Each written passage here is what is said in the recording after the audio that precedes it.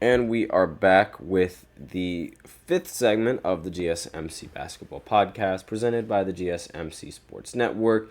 And in this fifth segment, we are going to be looking at the finals preview that is going to be the Dallas Mavericks and the Boston Celtics. Now, I'm very surprised with this outcome and the fact that the Mavericks were the team that ended up making the finals. I'm now I had a feeling that they would win the matchup between the Timberwolves, but making it this far, I didn't think they were going to make it this far. But they surprised me yet again. This was a ridiculous season from Kyrie. This was a crazy season from Luka as well. Almost an MVP caliber season from Luka Dončić. I say this because I say almost because he didn't actually win the MVP, but he was definitely a worthy consideration and worthy enough to be in the top three in the conversation, top three between Jokic and Shai. Now, for the Celtics side, the Celtics, they've had a dominant season throughout the entirety of the NBA, and it seemed like it was basically destiny for the Celtics to make it all the way to the finals. It made sense. The team was good for the entire season, and they were just dominant in the entirety of the Eastern Conference, and the rest of the teams in the Eastern Conference themselves, they just weren't really up to par with them. And it was really the only team that seemed to have a chance against this Boston Celtics team was the New York Knicks, and they ultimately ended up getting injured in the first round, not in the first round, but way before the postseasons even started, and that sort of costed them. Now, this series, it's also going to be sort of I can't really say it's a rematch, but I can say it's a rematch for Kyrie and the Celtics. The last time that that Kyrie matched up against the Celtics in the playoffs was when he was on Brooklyn.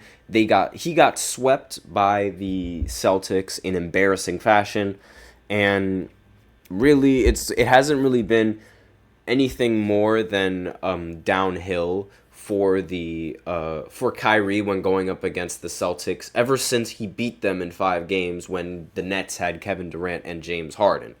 And it's really, I can't believe that they both made it to the finals again.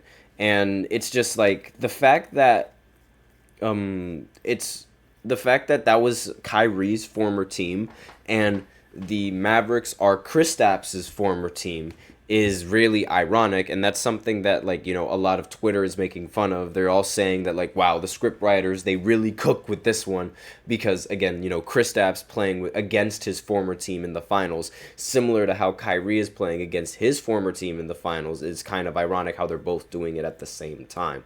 And it's going to be a challenge.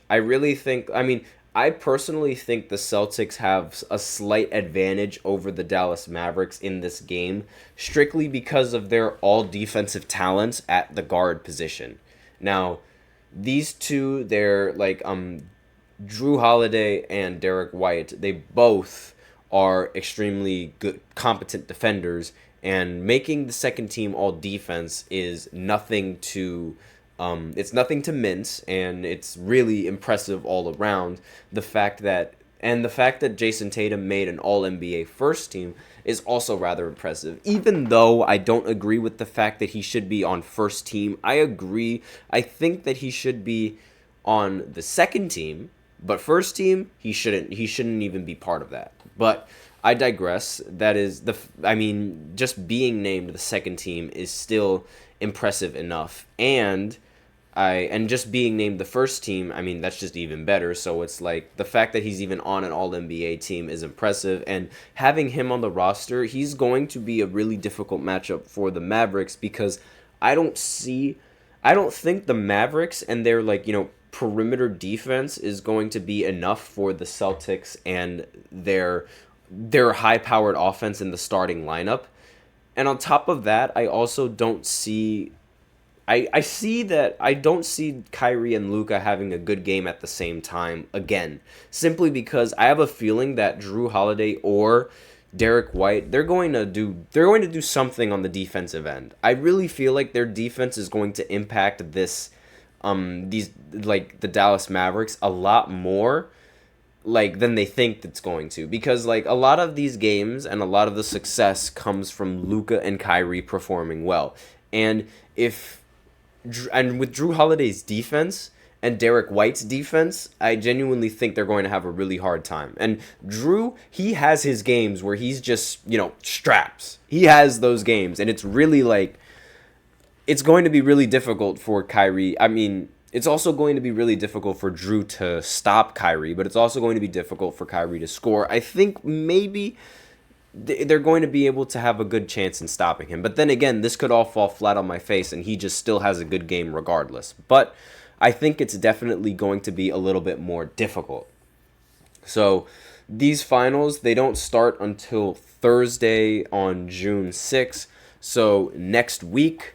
And with that in mind, this is going to be a very long time for them to rest. Now, I talked about this in the previous podcast from yesterday, talking about how the Dallas Mavericks, they needed to end the series now, so that way they could rest and have enough games of rest, so that way they'll be able to be 100% come the finals and the first matchup against the Celtics. And on top of that, this benefits them, but it also doesn't benefit them because it benefits the Boston Celtics. And the Celtics, they've been playing without Kristaps Porzingis, but now that they have this huge break, it seems like he's going to be ready to play in Game 1 in this series.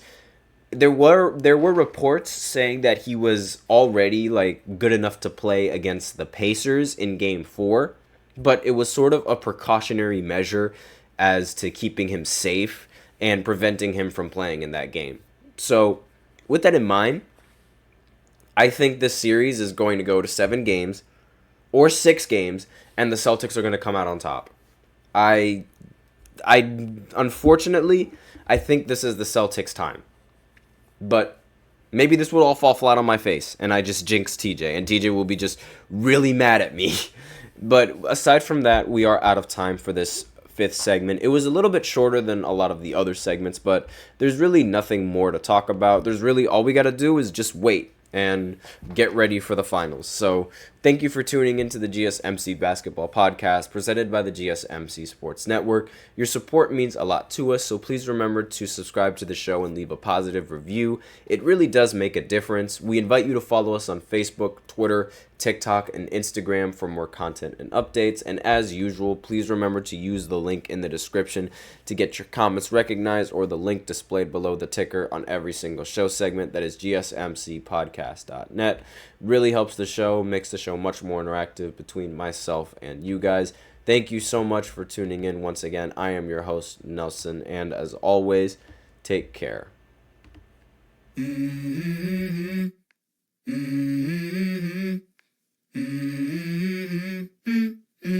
Let's go. I wake up to a little bit of drool on my pillow, feel like it's gonna be a bad day. Yeah, I'm tired of shit, and the coffee ain't hit yet. Damn, ain't that great. I don't wanna go to